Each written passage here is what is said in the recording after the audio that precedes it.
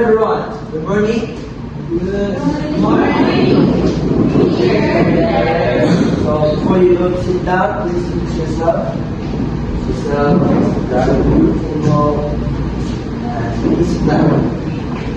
And now, meron tayong bagong topic na tatalakayin. Kundi ang pamula. Ano yung basahin? Ano nga to? Pamula. Ano ba ang pamula?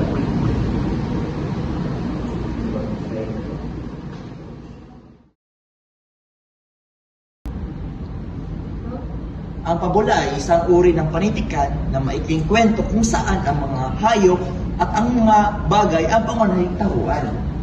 Ito yung kwento na ang mga bida daw ay hayop o bagay. Alam niyo ba yan? Hindi.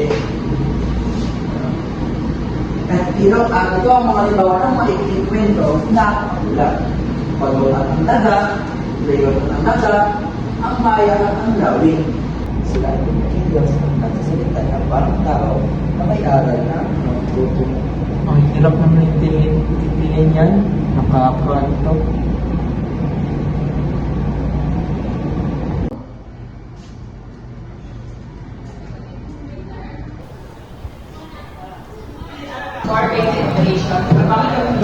After the Filipino class, Derek saw his co-teacher with the same students and he realized that maybe his teaching strategies are not effective.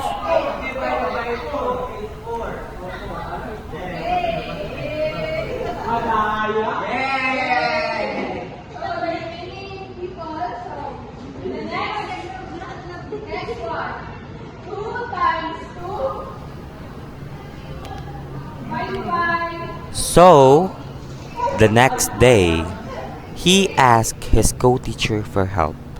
Learner-centered teaching strategy was introduced to him. These instructional strategies shift focus from teacher-led lectures to student activity, promoting critical thinking and collaboration through methods like inquiry-based learning, role-playing, and brainstorming, where the teacher acts as a facilitator, guiding students in authentic problem-solving and active participation. These strategies involve students taking responsibility for their learning via self-teaching, reflection, and group work, fostering deeper understanding and retention. Magandang umaga sa inyo mga bata! Magandang umaga po!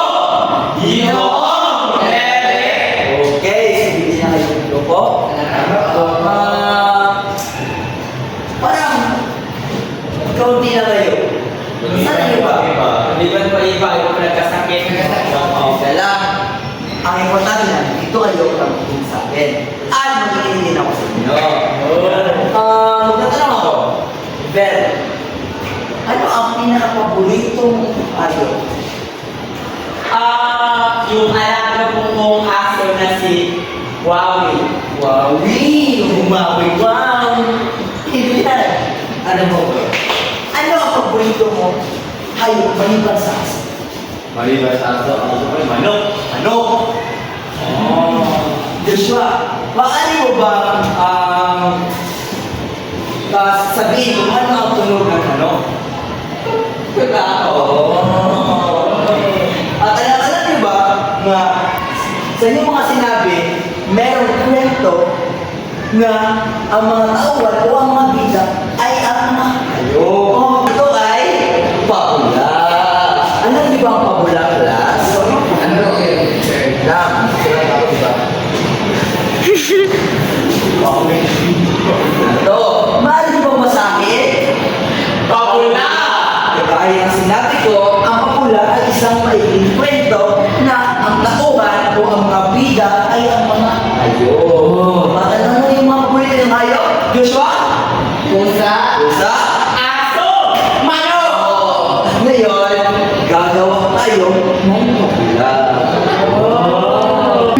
Ngayon, bago tayo magsimula sa ating pabula, may mga tanungan ba kayo mga bata? Ako, teacher! Okay, Beth. Anong pagkaiba ng pabula sa alamat ko? Okay. Ang alamat ay kwento din, pero ang pagmulan ng isang bagay-bagay, kagaya ng pinya. Saan ba nagsimula ang pinya? So, kay Pina. At yung mga at anong kwento pa? At ang pabula, ang tauhan naman niya ay mga hayop. Kwento din siya, pero iba yung mga tauhan, tagpuan niya. May natanungan pa kayo mga bata? Wala na po! Ngayon naman tayo magtungo sa paggawa ng pabula. Ibigyan ko kayo ng tsansa para gumawa ng pabula. Handa ba kayo? Oo! At gagawa kayo ng pabula gamit ang inyong mga gustong hayop. Okay ba tayo dyan? Oo! Tara na!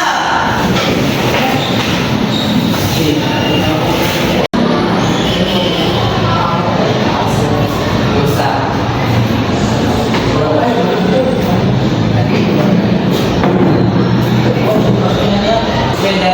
Ilan po minuto ang aming Oh, tatlo. Meron kayo 3 minutes para mag-prepare at 2 minutes para i-act. Okay, teacher, salamat po. Salamat po. Maaari na kayong usap-usap ulit.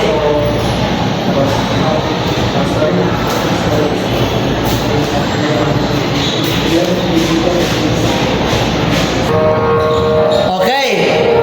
Handa na ba kayo? Bago magsimula, ano nga ang pamagat ng inyong tula, ay inyong pabula? Si Manong, si Aso, at Pusa. Okay, so, camera, action!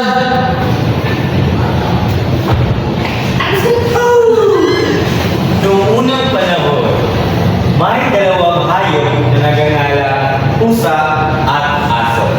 Sila ay nakatira sa isang bahay. Sa kanilang kasama sa isang bahay, sila ay hindi minsan nagkasundo. Sila ay palaging nag-aaway. Huwag mo pakialaman yung gamit ko. Bakit kasi ka nandito, Pusa? Nakakagulo ka na, hindi kita gustong makita. Pusa, aso, huwag kayong mag-away. Dahil ang pag-aaway ay masama sa ating kalusugan. Tama si Manong. Kaya naman, dapat lagi tayong magkasama at magkaibigan. Palagpakan ang sarili! Napakaganda! Napaka-komprehensibo! Napakaganda ng inyong reunion ngayon. Maaari na kayo po. Salamat po. At palagpakan inyong mga sarili. Ngayon, sa ating pagkatapos na klase ngayong araw, may mga natutunan ba kayo? Oo! Okay, Adrian, ano yung mga natutunan mo sa ating tatanungin po? Natutunan ko na ang pabula pala ay isang may kwento na ang mga bida o ang kabuuan ay mga hayop. Italiano, ano yung mga aral na nagawa mo sa paggawa ng pabula? Ang aral na aming nabuo sa aming pagsasadula ay napakahalaga ng pagkakaibigan sapagkat sa pamamagitan nito ay napabubuklod natin ang isa't isa at sa pag-aaral ng pabula, mas higit na lumalaw ang ating imahinasyon. Ikaw naman, Joshua, masaya ka ba habang ginagawa ang ating pabula? Opo, teacher. Masaya ako dahil na may perform namin ang aming gawain. Okay. Magpalagpakan mo na sa sarili. At sige, kayo gusto nyo ulit. Paalam mga bata. Salamat po! Ginoo! Derek! Bye.